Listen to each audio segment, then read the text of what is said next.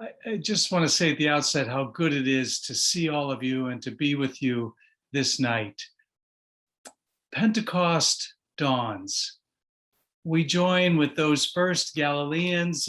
We gather our diversity of language and culture, our deepest hopes and dreams. And together we acclaim that a new moment dawns. The Spirit, I believe, has been blowing through our cities, towns, and hamlets here in the Diocese of Bethlehem, and we are called to go and proclaim the risen Christ. Jesus, who ushered in a movement, or as our presiding bishop says, a way of love. Jesus, who healed, who brought hope to the most vulnerable. Jesus, who confronted injustice and burst through locked doors. Jesus, who continually reminded them to be not afraid. It is Jesus whom we join on this journey. My friends, as I stated in my pastoral letter, it is because of your adaptive, creative, and resilient efforts that we are persevering through a pandemic moment. And I give thanks for your steadfast leadership and support this past year. I am so grateful for all of you. And I believe that we have now come to a moment, a critical moment, an urgent moment that demands that we join together toward building, as our diocesan profile stated, something we cannot see or know. For Pentecost dawns. In a few minutes, I'll speak a bit more about the new canon missioner model and our 5 priorities. But before I do that, I want to invite the Reverend Dennis Reed to outline the formal launch of our convocations and assemblies. They are the faithful dwelling places where our creative and adaptive soul work will take shape. All of what we offer tonight, I believe, prepares us for an increasingly hopeful future together in partnership. Dennis? Thanks, Bishop. Thanks to all of you. It's a delight to see so many familiar folks from Convocation 6. We're so glad you could be with us tonight as we start talking about the launch of this great new ministry in our diocese. And I echo the bishop's sentiments about the presence of the Spirit here among us. That's kind of been part of our prayer for some of us who have begun some sort of leadership meetings for our convocations, and we've taken it from the evening prayer office, where we are reminded that when the Spirit of God comes upon the people of God, it is in their companionship with one another that the grace of God abounds. And that's kind of not just a theme of our work now, but a theme of something we have heard, I think, in this diocese for quite some time. So let me share my screen to share a few slides with you, and then we'll get into our presentation. So something we've heard for quite some time, even before Bishop Kevin's time, and certainly now during it, from congregations all across our diocese, from clergy to lay to committees to visits to all kinds of different moments. There has been a common sort of thread that has woven together our experience, and that is that for as many good things that are happening on a local context level in our congregations, in our parish ministries, there has been a deep yearning and desire for us to come together as a diocese, to do things collaboratively, to join together, to share resources and to do things that perhaps the Spirit is urging us towards. And that's a calling that I think we've heard for many years around these parts. In the last couple years, specifically, the bishop has asked some folks of the diocese to do some particular work of envisioning of, now that we know what we think we want and that we're yearning for, how do we make that a reality? How do we address the desire of God's people to be together? And what does that look like when we try to do it as one body, combined with the Spirit? And of course, what we are officially now launching is hopefully our answer to that as a model for what it means to be a diocese and a people together, and that being our new model of convocations.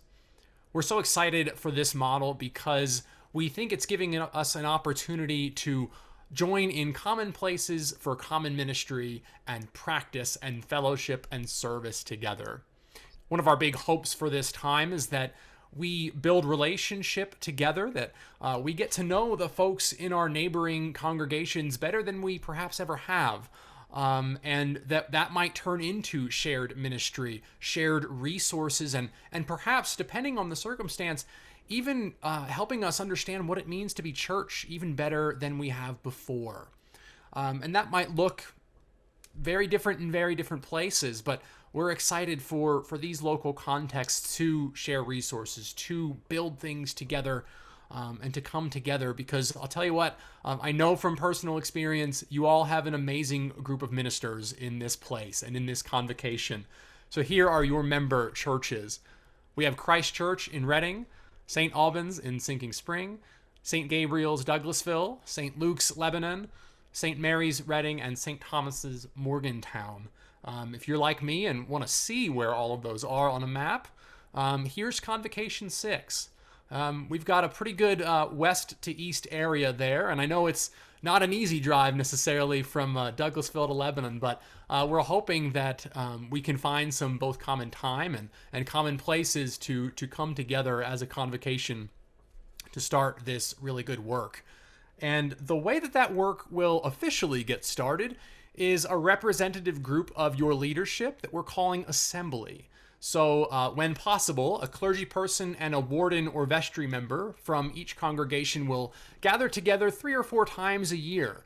And to start off with, to start that good work of getting to know one another and to hear about the different gifts of each parish and how ministry has been perhaps successful in the past, and where there have been questions about maybe new things that you might like to do together.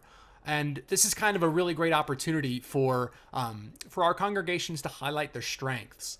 So, for example, Assembly might come together and the folks from St. Luke's might say, you know, we've had a lot of success with our youngest parishioners in Christian formation. And maybe the folks from Christ Church would say, we've had, you know, a lot of good luck engaging our community. How can we combine those things, or where might our gifts overlap? That's going to be the work of Assembly to start, to say, how do we have things in common? How can we build ministry together? And to sort of imagine where God might be calling all 6 of your congregations together in one way or another. That work's going to be guided in part by me as the consulting missioner for Convocations, but also by a convener who's going to help shepherd this work and keep the communication going. And I'm delighted to say that person is Bev Leonti from St. Albans. So Bev and I are going to work together to help the work of your assembly and your leadership in your congregations. Bev will also get to work with other conveners across the diocese to sort of develop best practices for how this group functions especially. Then once they've met, hopefully in the next month or so, what happens after that is the folks from each congregation then go back home to their local setting and sort of report back. And we're developing a parish workshop tool to help them sort of teach what's happening on this level of convocations, and then to hear the sort of will of the people, if you will, to hear what are your yearnings for this work? What are your hopes for convocations? How do you think that congregations might be able to come together so that every voice in our parishes can be heard? That way, they can then come back to Assembly in the fall to say, here's what we've heard.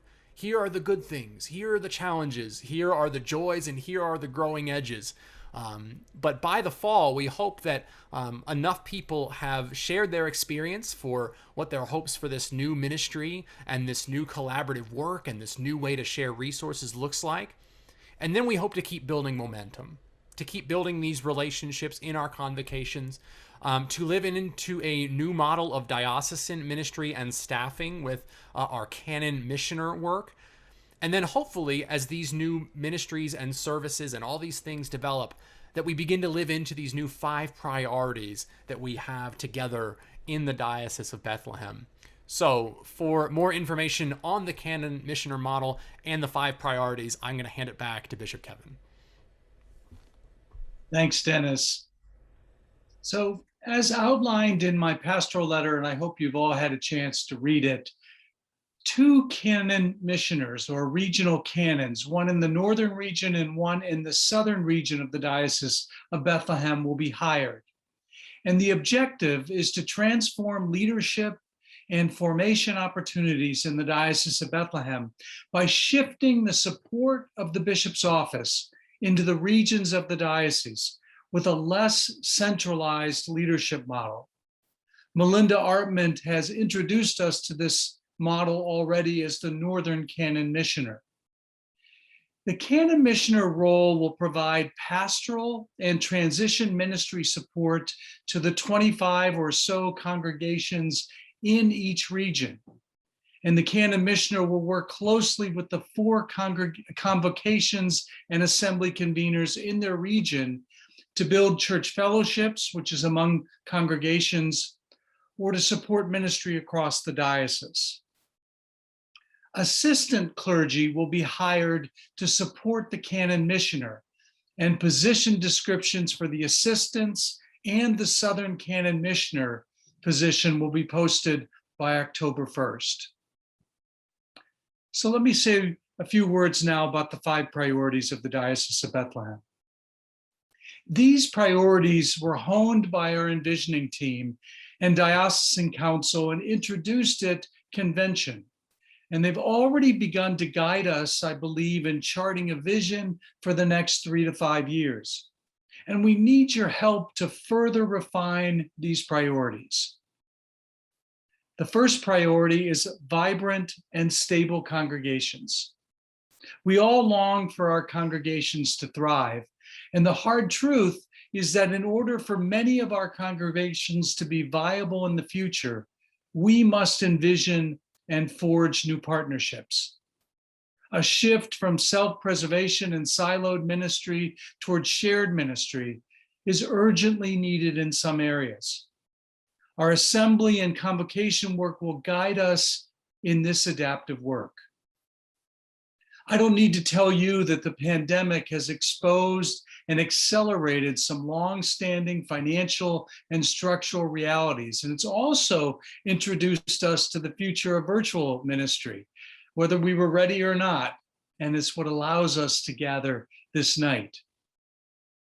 I am emboldened by the launch of our new Mission Resource Committee that is helping us to discover how best to share resources that promote innovation and a new process to support struggling congregations with assessment relief.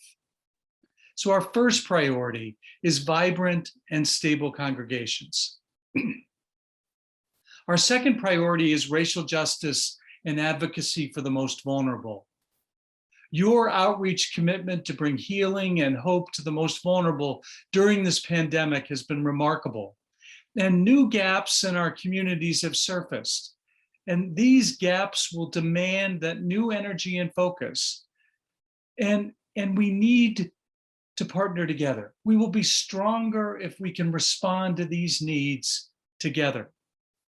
Racial reconciliation has rightfully moved front and center in our nation and beyond. And we, as a diocese, have commissioned a racial justice and reconciliation task force to model and guide us in conversations about systemic racism and vision casting ways that we might become more of the beloved community that I believe our souls desperately long for.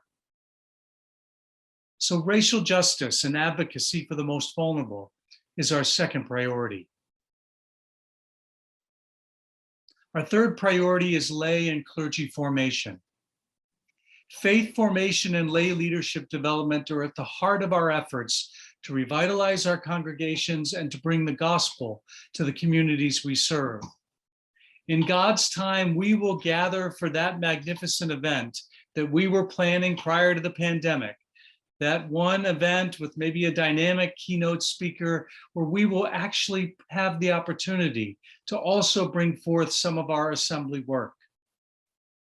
I also want to share 3 examples of lay and clergy formation that are already underway in the diocese. The Reverend Dr. Sidney Crawford has been leading our clergy days, offering biblical scholarship. We've helped forge a partnership with Episcopal Divinity School at Union to bring Anglican social justice formation to the diocese. And Mr. Chuck Dickerson will be leading the training of a new cohort of lay preachers. Formation for all must be a priority. Our third priority, again, is lay and clergy formation. Our fourth priority is creating new faith communities. Planting and forming new communities of faith is already underway with the partnership to launch a new Latinx congregation with the Cathedral Church of the Nativity. And this is at the heart of what we hope to achieve across the diocese or among convocation parishes. Ministry to youth and young adults, campus ministry, creation care initiatives, and feeding ministries are just a few of the collaborations that might be imagined anew. Again, our fourth priority is creating new faith communities. And our fifth priority is diocesan partnerships. Just as congregations are being called upon to look to surrounding communities to envision new partnerships, we as a diocese need to look at neighboring dioceses to envision anew. Facilitated dialogue with the Episcopal Diocese of Central Pennsylvania, bringing together members of our standing committees and our diocesan staffs to build relationships and imagine future partnerships, has occurred. 13 years ago, many of you did just this and established a partnership with the beloved of the Diocese of Kajukeji in the South Sudan. This partnership speaks to the soul of the Diocese of Bethlehem. Again, our fifth priority is diocesan partnerships. I hope you see how our new structure and the 5 priorities tie together. I believe this vision prepares us for an increasingly hopeful future together in partnership.